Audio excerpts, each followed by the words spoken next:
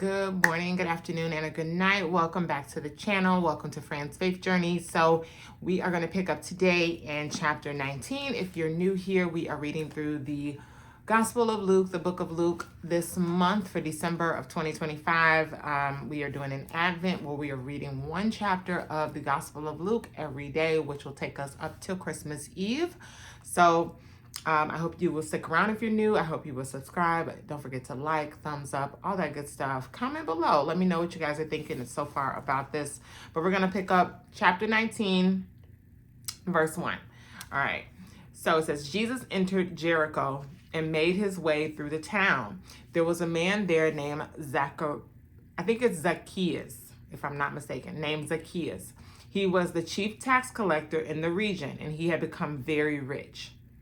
He tried to get a look at Jesus, but he was too short to see over the crowd. So he ran ahead and climbed a sycamore fig tree beside the road, for Jesus was going to pass that way. When Jesus came by, he looked up at Zacchaeus and called him by name. Zacchaeus, he said, quick, come down. I must be a guest in your home today. Zacchaeus quickly climbed down and took Jesus to his house in great excitement and joy. But the people were displeased.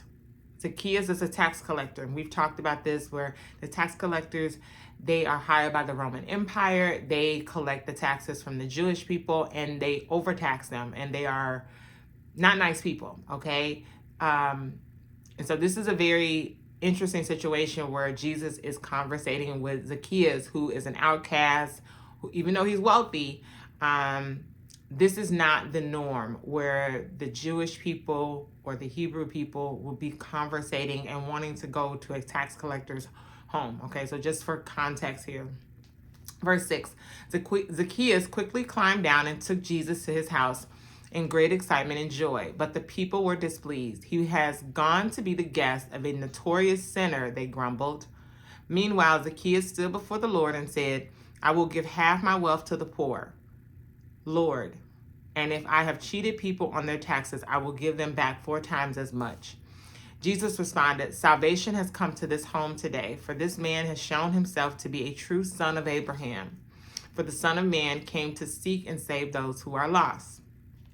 Verse 11, the crowd was listening to everything Jesus said, and because he was nearing Jerusalem, he told them a story to correct the impression that the kingdom of God will begin right away. He said, a noble man was called away to a distant empire to be crowned king and then return. Before he left, he called together 10 of his servants and divided among them 10 pounds of silver, saying, invest this for me while I am gone. But his people hated him and sent a delegation after him to say, we do not want him to be our king. After he was crowned king, he returned and called in the servants to whom he had given the money. He wanted to find out what their profits were. The first servant reported, Master, I invested your money and made 10 times the original amount. Well done, the king exclaimed. You are a good servant. You have been faithful with the little I entrusted to you, so you will be governor of 10 cities and your reward. The next servant reported, Master, I invested your money and made 5 times the original amount. Well done, the king said. You will be governor over 5 cities.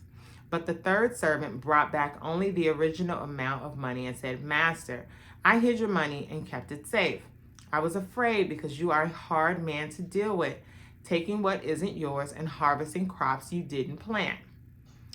Verse 22, you wicked servant, the king roared. You own your words. Your own words condemn you. If you knew that I'm a hard man who takes what isn't mine and harvests crops I didn't plant, why didn't you deposit my money in the bank? At least I could have gotten some interest on it. Then returning to the others standing nearby, the king ordered, take the money from this servant and give it to the one who has 10 pounds. But master, they said, he already has 10 pounds. Yes, the king replied, and to those who use well what they are given, even more will be given. But from those who do nothing, even what little they have will be taken away. And as for these enemies of mine who didn't want me to be their king, Bring them in and execute them right here in front of me. All right. Verse 28. After telling the story, Jesus went on toward Jerusalem, walking ahead of his disciples.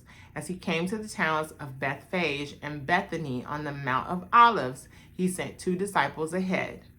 Go into that village over there, he told them. As you enter it, you will see a young donkey tied there. No one has ever ridden. Untie it and bring it here. If anyone asks, why are you untying that colt? Just say, the Lord needs it. And if I'm not mistaken, this was prophesied, I want to say in the book of Isaiah, where Jesus is going to ride in on this donkey, or the Messiah is going to ride in on it. Not Jesus, the Messiah is going to ride in on a donkey. So this is Jesus preparing for that entry. This is prophecy. So it also makes me think like the disciples, this would have rung a bell to them because, mind you, they have the law, they have the prophets' writings. So this is Jesus fulfilling that prophecy. Okay, verse 32. So they went and found the colt just as Jesus had said. And sure enough, as they were untying it, the owners asked them, why are you untying that colt? And the disciples simply replied, the Lord needs it. So they brought the colt to Jesus and threw their garments over it for him to ride on. Okay.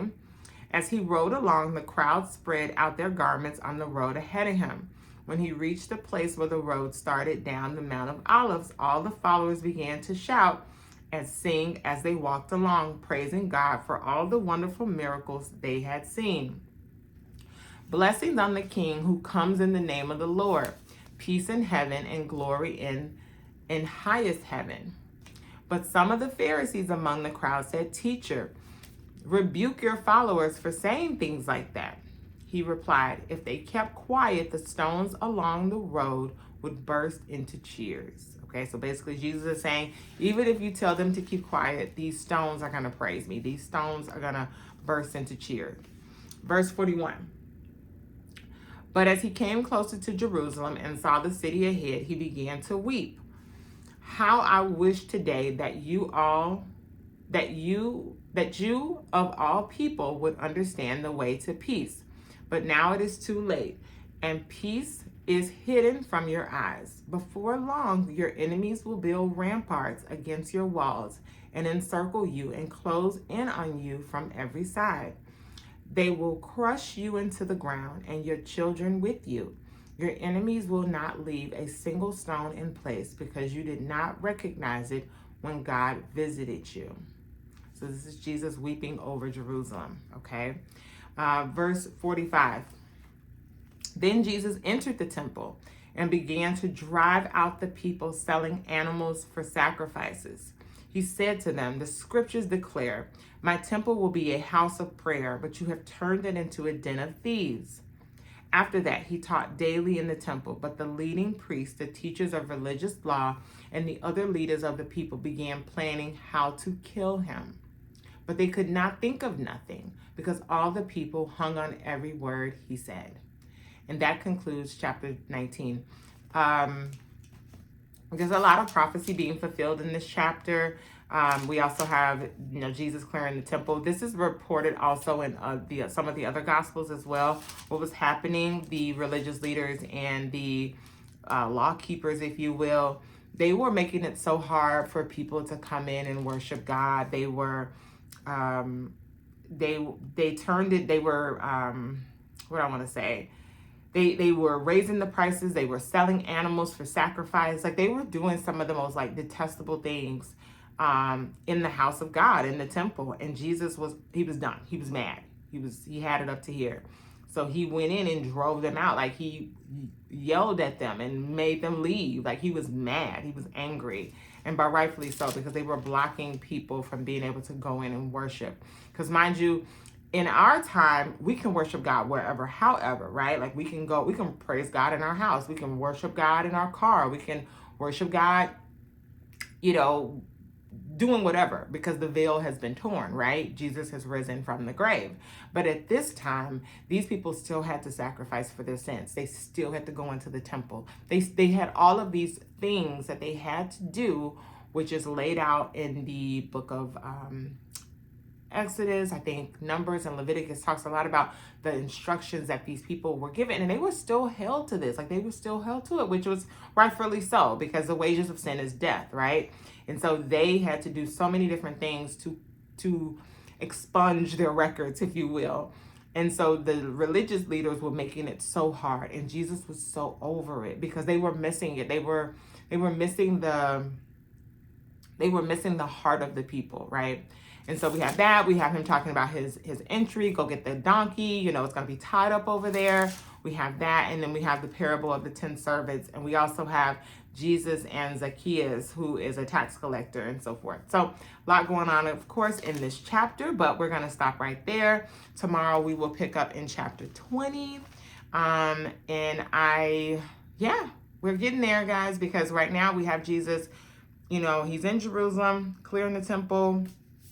Next, we're going to talk about the authority of Jesus, the parable of evil farmers. We also have taxes for Caesar. We have a lot that is coming up, okay? And then we're going to be heading into the Last Supper, the trial, and the crucifixion, and then, of course, the resurrection. So sit tight. I hope you guys tune in tomorrow for chapter 20, and I will see you guys later.